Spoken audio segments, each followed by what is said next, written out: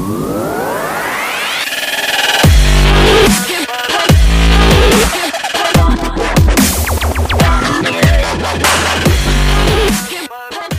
there everyone, Joel Wright here, bringing you another unboxing. Today, a special unboxing, because Christoph from Meeples Corner has asked me to do it. Yes, it is Adventure Island. When I can get the glare off, there it is. Adventure Island. And guess who it's from? That's right, Pegasus Spill. So if Christoph has asked me to open this, probably means he's got a lot in stock that he needs to get rid of. Anyway,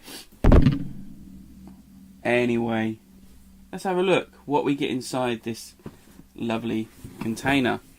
On the back of this you can see that it's more or less a card game.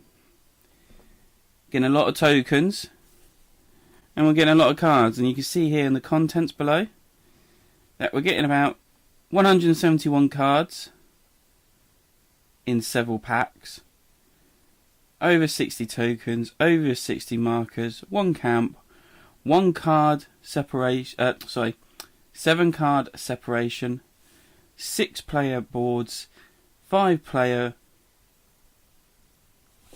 can't even read it upside down, 5 player figures, and 1 rule book, of course, very important. So on here it says, I'm going to read it to you. It could have been so wonderful, but on the way to India your ship is caught in a violent storm and capsized. Luckily there was an island nearby, and with the last of your strength you swam to safely. Incredibly you are unharmed, though you are exhausted and forlorn. Big word for me. How will you escape from this unknown, lonely island? But perhaps you are not alone here after all. Dun dun dun. On here, it's actually quite important, because actually it says here, your decisions impact the story. Now, Christoph said to me that he thinks this is a bit of a legacy game. Probably a resettable legacy game. So, are they technically legacy? Or are they just story bound? But, let's have a look. Age rating is 10 years upwards. 45 to 90 minutes playtime. And it's a 2 to 5 player game. Designer is Michael Palm and Lucas Zach. I'm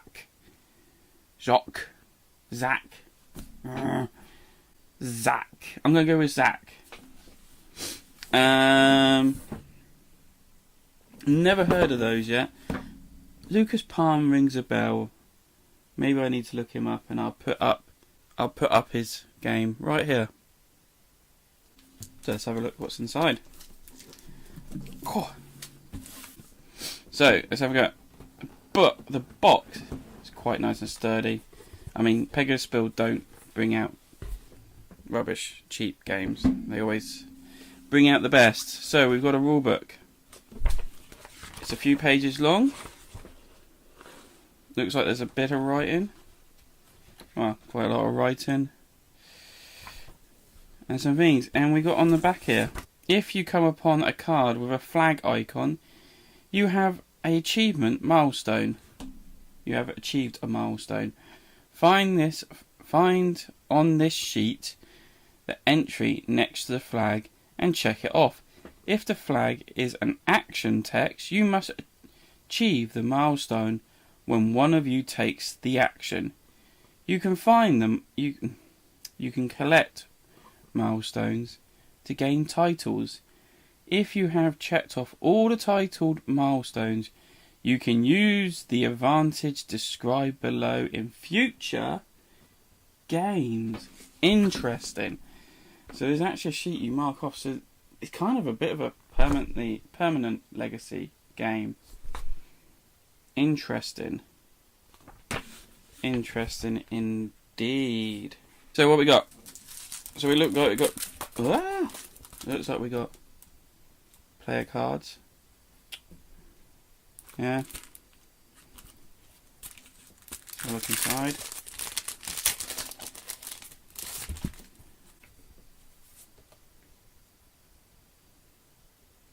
So it looks like you've got some different player cards and they've got some skills. They're already named Jamie McMullen. Of course, you always got to have a botanist on here.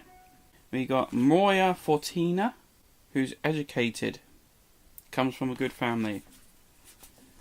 Susie Wildworth, a reserved young woman on her way to run a convert school in Bombay, apparently. Hagris Brown, you are experienced officer and you are accompanying your fiance on a really important trip. Wonder if your fiance is in here somewhere. Herbertus Wenger, you are a rich textiles merchant. Govinda Jalpur, I think that's what it's meant to say. You are a Astanic mystic from Varandas is in India. I'm going to pop that up properly when I find out what it really says. So there's the character cards. 6 of them.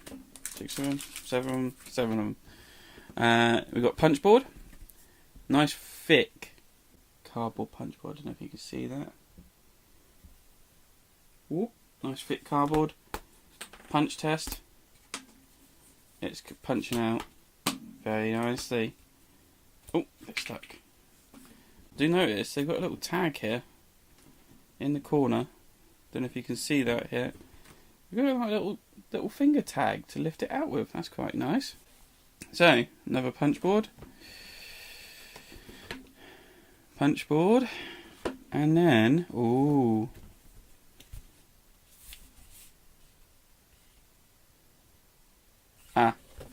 Dividers. I wonder if there's some kind of secret thing, but put these dividers into the slots into the box inlay and put all cards behind their corresponding card separators. So that's interesting, they've actually provided that. And if you look closely here, you can see the slots here already provided. So, we've got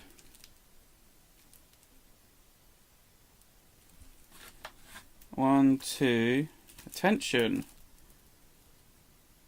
This is the deck for the current and upcoming adventures. Do not shuffle this deck. The shaman introduces you to her son, a fine, strong young man, and he surely be able to help you. So a couple of decks there. So I think they're the story deck. So it looks like they're the story decks there. We have Meeples with a bit of silicone sand in there. These are bog standard wooden meeples. Black, red, green, yellow and blue. Quite nice. Put them in there. Some drugs bags. We have a pack. Now these packs are very similar, probably a bit more sturdier than what came in.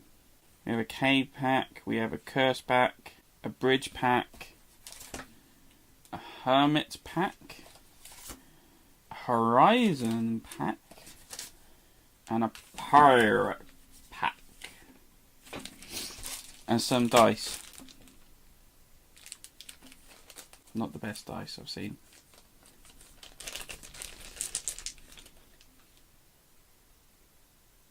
Printed, so but they're just like cheap dice that you get in a kind of a young kiddie game you buy in any kind of toy shop that is trying to sell off a quick, simple game for them.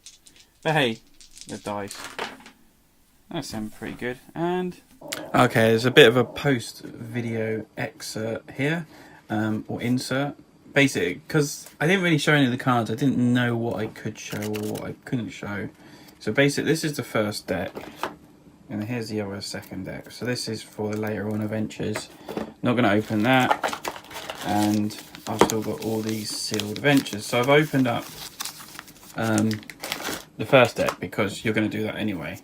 So you can see here this deck for the current and upcoming adventures. So you don't shuffle this deck. This has actually got about 2 or 3 adventures in it. So basically it tells you to flip over and you can start your first adventure.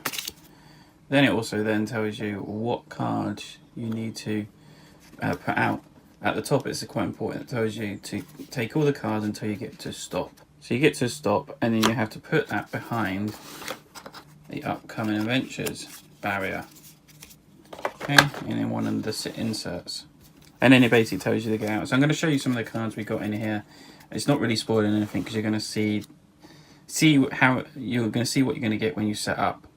Okay, I won't show you any more details of cards, but basically see what you're going to get when you set up. So basically it says first layout, the first 4 place cards, like so. Okay, so these are your first areas that you can go to. So you've got the beach, you've got searching for food, you've got building shelter and exploring your surroundings.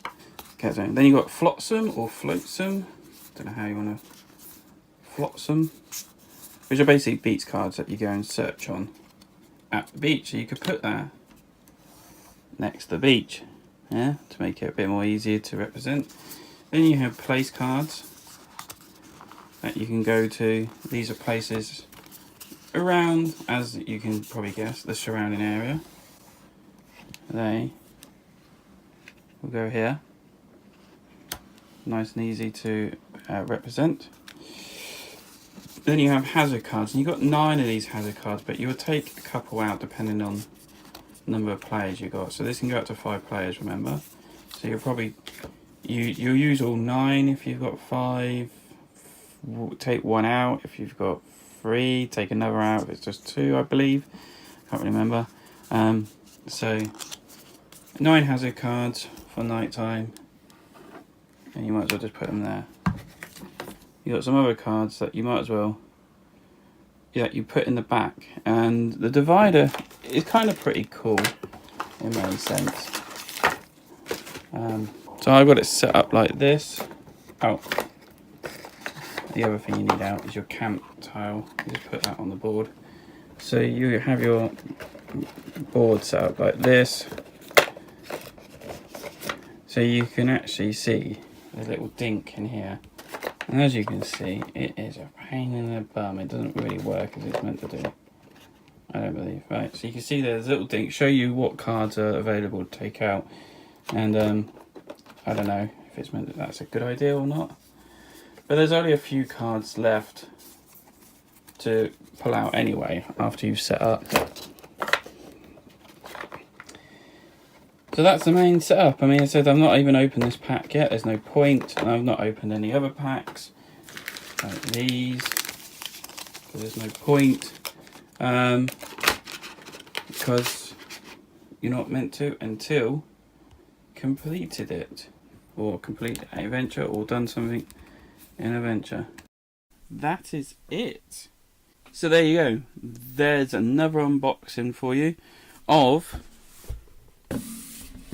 Treasure Island from Pegasus Games. Looking quite interesting. Gonna give it a good check out and see how this compares to probably other legacy adventure type story games that you open up packs when you need to, kind of type games. I'm gonna give this a good try and see what happens. My name's been Joel Wright. This has been another unboxing video for you on a Devon channel. Check out the rest of my unboxings over on the channel. Like and subscribe to my channel, please. It all helps. Thank you very much for watching, and good night.